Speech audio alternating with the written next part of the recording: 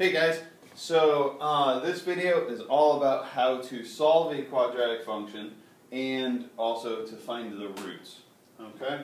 So by the end of this video, you're going to be able to estimate the roots or find them and also solve an equation based on the roots. And then from the roots we can also write the equation of it. So the first thing you need to know is what a root is. Okay, the root is also called the zeros or the solutions. Okay, it's the x-intercepts of the graph. It's where it crosses the x-axis. And it's really easy when we have a picture of it.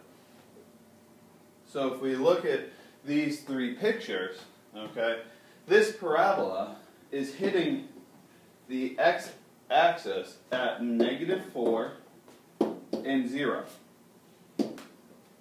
And that's it. That's the zeros of the function. Here, in this case, it only hits once at -2. It's called a double root. Okay? And here, this parabola doesn't cross at all. So there's no solutions. And if we remember back to our discriminant, that b squared minus 4ac, okay, this came out to be like two rational roots, where it's the square root of a positive number. Here, the b squared minus 4ac came out to be 0. And here, the b squared minus 4ac came out to be negative, which means that it's two imaginary roots. You have to imagine that it crosses. So, what we've been doing is we've been graphing these for a while. And we're going to do the same thing, only now we're going to focus on the roots or the zeros. Where do they cross? So the first step in every equation is to find the axis of symmetry. So x equals the opposite of b over 2a, which means -4 over 2 times 1, which is -2. Okay? So that is right here. Now I take that -2 and I plug it in.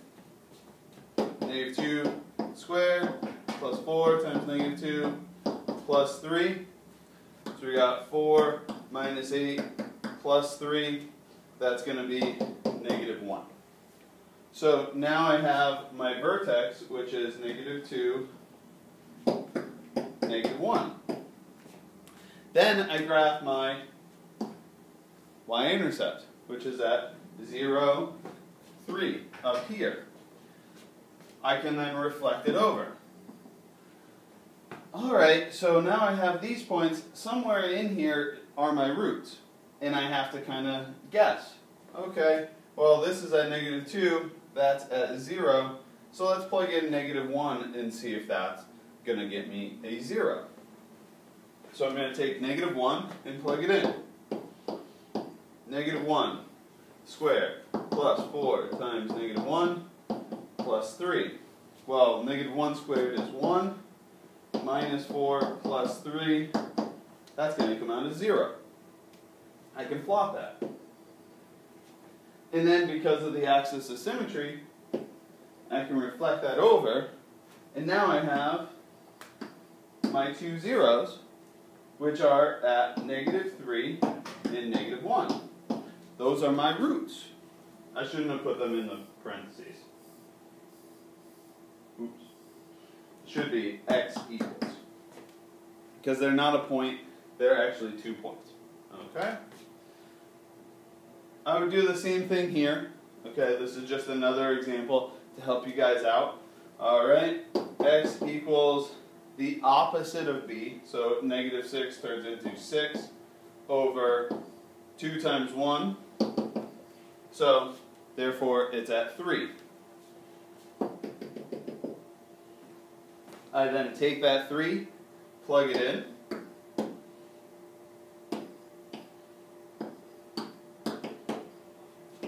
Nine minus 18 plus 9. 9 minus 18 plus 9. That's going to come out to be 0. So my vertex is right there, automatically. that is my x-intercept. So that is my solution. The only step I'm going to do is I'm going to add in my y-intercept, which is at 9, which is up here. And I'm going to reflect it over. So in this case, there's only one solution. That x equals 3. That is my solution. So now you have enough to do these 3 problems on your own. So practice these. Remember, if it doesn't cross the x-axis, there's no solutions. You didn't do something wrong, it just means there's no solutions. There are other problems where they don't hit right on point. Okay, so you kind of have to estimate the answers. So let's look at this third example here. I'm going to do the same thing, opposite b over 2a, which is negative 6 over 2 times 1, which is going to be negative 3. So my axis of symmetry is right here. I'm then going to plug it in. Okay, so negative 3 squared plus 6 times negative 3 plus 6, 9 minus 18 plus 6, that is going to be negative 3.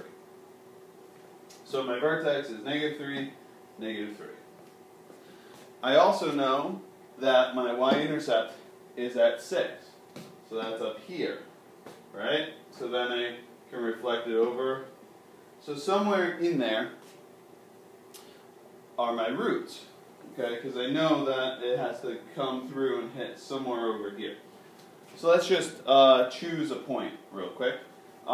Let's do negative 2, because that's on my gap here between the vertex and that y-intercept.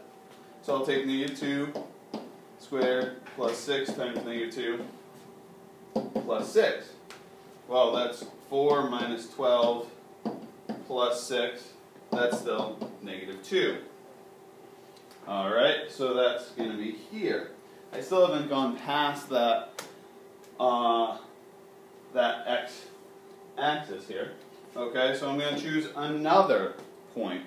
Well, I'm getting closer to it, so I'm going to choose negative 1 and plug it in. Negative 1 squared plus 6 times negative 1 plus 6.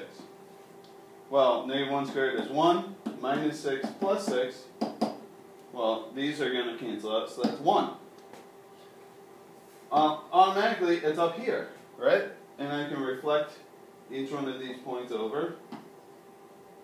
So somewhere in here, it crossed the x-axis. So what I have to say is, alright, somewhere in between negative 1 and negative 2, there's a root. And somewhere in between negative 4 and negative 5, there's a root. That's my answer.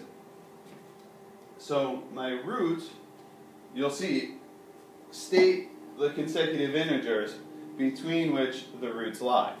So my answer is going to be x is going to equal something between negative 1 and negative 2. Okay, between, that was bad grammar, negative 1 and negative 2. And between negative 4 and negative 5. So it's somewhere in there. And that's if it doesn't hit, if you can't find that one point that hits. So that's how these are done, these 3 examples. Okay?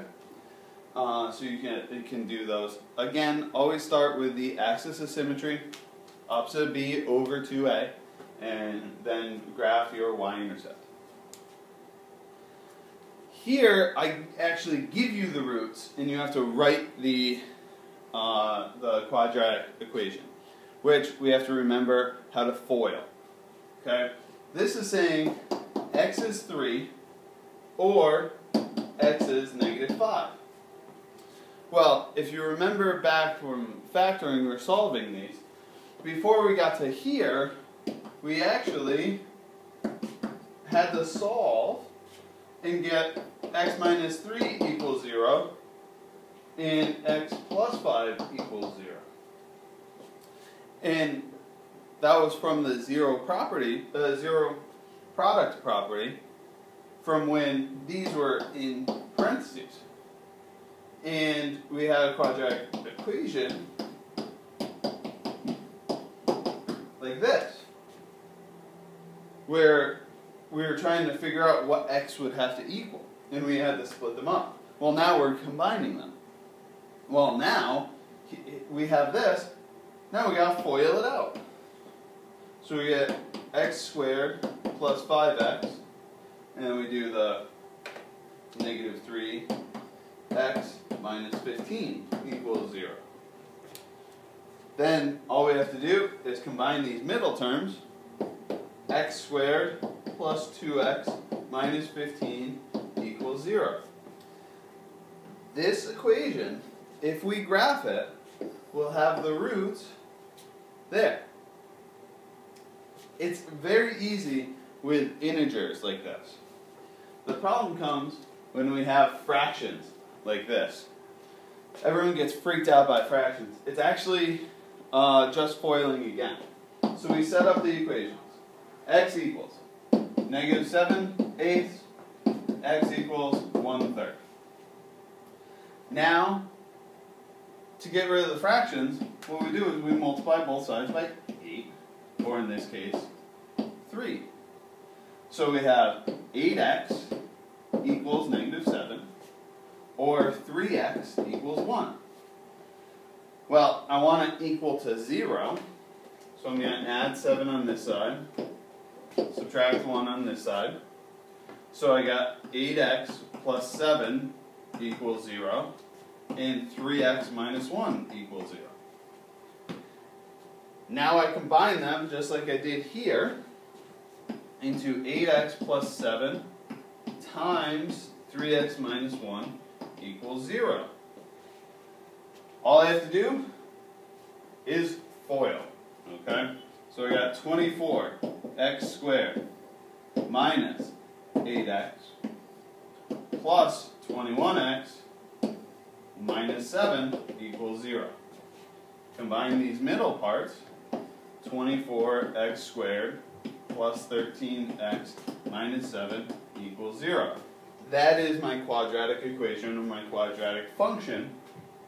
If I add a y in here, it's a function. Now you can try and use all of this to do some practice on your